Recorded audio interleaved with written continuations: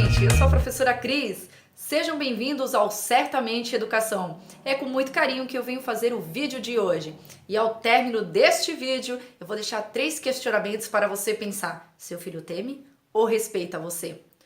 O medo, ele só é efetivo enquanto você consegue manter. Fica claro na relação da mãe com o filho adolescente. Enquanto é pequeno, você consegue dar as palmadas, deixar de castigo, humilhar, ameaçar. Depois que o menino cresce e fica adolescente, geralmente ele fica maior que a mãe, mais forte. Você não consegue mais manter seu medo. Não tem medo, não tem respeito, não tem nada.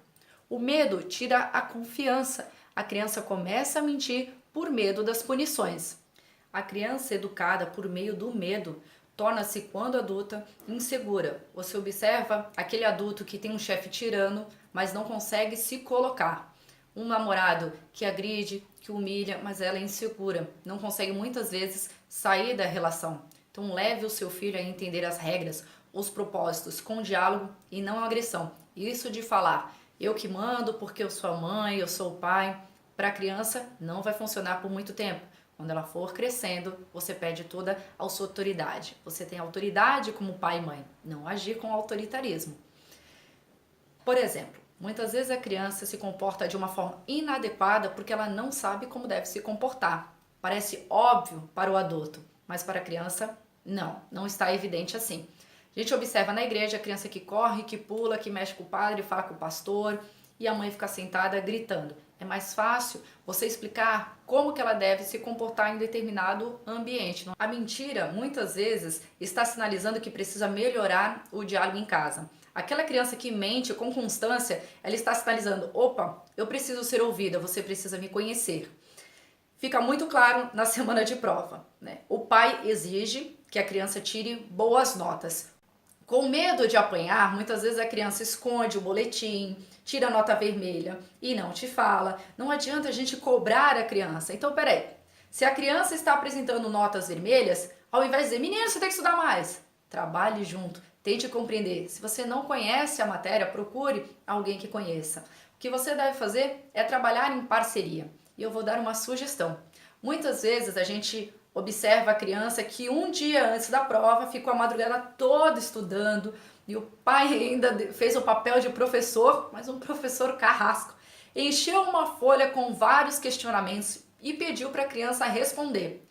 Você tirou ali o que a criança aprendeu. Então todo aquele aprendizado ficou no momento em que você fez os questionamentos. Quando a criança chega na sala de aula, ela não tem mais o que oferecer. O cérebro dela já está cansado.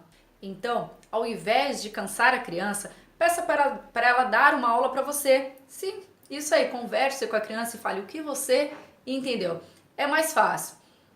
Todos os dias, seu filho tem que estudar um pouquinho, mas cuidado com o grande estímulo dentro da casa. Então, por exemplo, não dá para a criança ficar estudando e você assistindo televisão, ouvindo o som alto. A criança tem que estudar numa mesinha, não pode estar relaxada dentro do quarto, senão ela não vai conseguir se concentrar. E a dica, pai, se você não precisa auxiliar a criança porque ela já sabe fazer, sente-se próximo a ela, leia um livro e estude também. Seja ali na frente da criança, seja para o seu filho o maior incentivador do estudo. Muitas vezes a gente acaba perdendo a paciência ou porque teve um dia agitado, um dia muito corrido, acaba brigando, acaba educando a criança por meio do medo. Mas eu espero que agora ao término do meu vídeo você consiga refletir que o medo você não vai conseguir educar de uma melhor forma, porque ele só é efetivo enquanto você mantém. E eu vou finalizar com uma pequena história. Havia um rapaz que ele sempre ia ao parque com um filho. Certa vez ele estava com o filho, a criança correndo, brincando, e uma moça que estava também com o filho observava. Eis que então o pai vira para a criança e fala, filho, vamos embora, já deu a hora de ir. E a criança fala, pai, deixa eu ficar só mais 10 minutinhos. Ele, ai, tá bom, vai lá, vai brincar.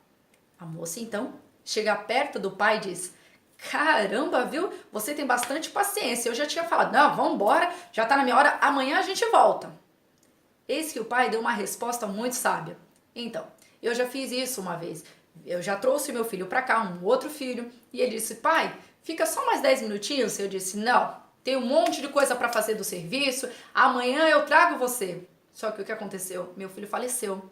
O amanhã não veio para ele. Para mim, eu dedicar aquele tempo, ficar 10 minutos e atrapalhar em nada, para o meu filho faria toda a diferença. Então, aproveite o tempo que você tem com as pessoas que ama. E agora, eu vou deixar as 3 perguntinhas para você descobrir se o seu filho te respeita ou se ele teme.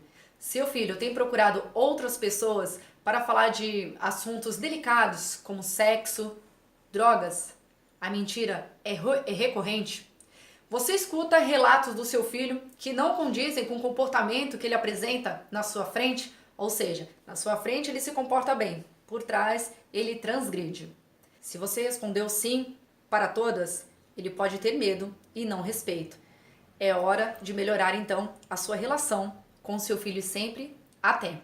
Obrigada, gente. Tchau, tchau.